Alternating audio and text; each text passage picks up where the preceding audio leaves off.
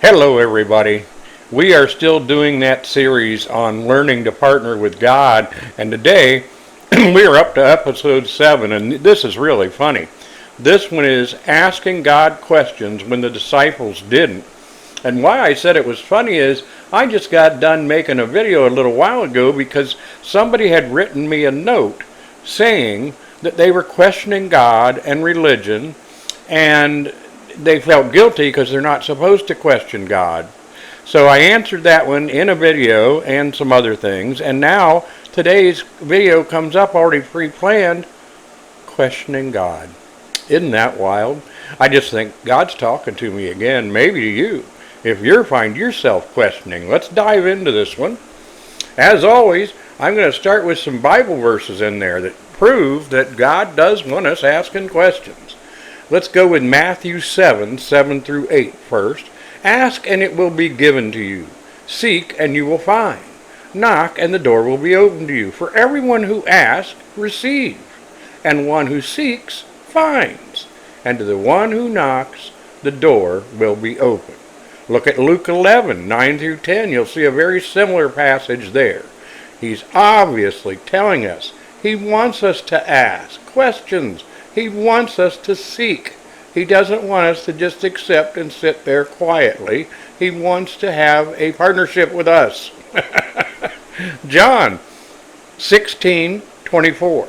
Until now, you have not asked for anything in my name.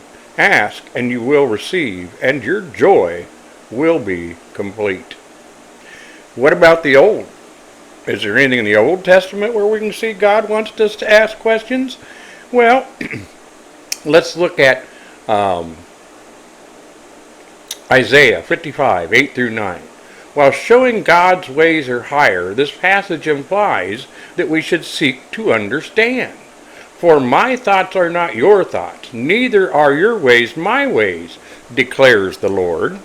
Well, if we need to and want to know His ways, how are we going to do it if we don't ask Him? Just saw a good video by somebody else talking about a new way to pray, and he was talking about journaling it out and how well that's working for him. But in journaling it, once he's done, then he asks God, what are your thoughts on this? Help me see it through your eyes. What do you think about what I just wrote down here? What do you want me to learn from that? Ask, ask, ask. One last thing on the Bible verses, and then we'll just chit-chat for a little bit. The book of Job. Look at the book of Job. Extensive questioning of God throughout the whole book, and God ultimately commends Job for speaking rightly about him. Well, how did Job learn to do that? He learned to do that by questions. Again, as I have told you throughout this series, I am convinced you are going to learn how to partner with God. You're going to learn how to talk to Him. And more importantly, you're going to learn how to hear from Him. I think, again, this is a real individual path, so I can only help you so far. But I am determined to help you, and I will even give one-on-one counseling to help you achieve this. I do think, again, this all comes back to us. We were created in His image, what we believe and what we think. I'm going to cover that in a Zoom meeting I got tomorrow. That what we think and what we believe is what is. That's how powerful it is. Well, think about that in terms of God. Do you believe your God's an angry God? You're going to have a hard time getting a partnership relationship with Him.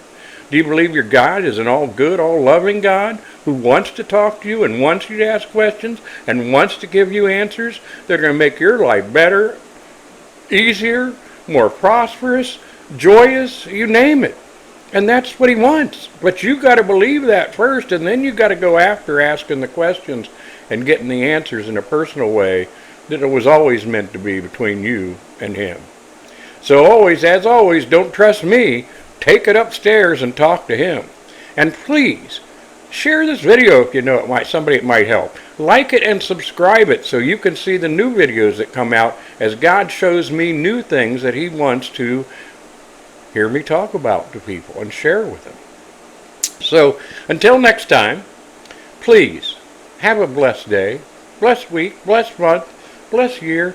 You know what? Just have a whole blessed life and share it with somebody. Love y'all.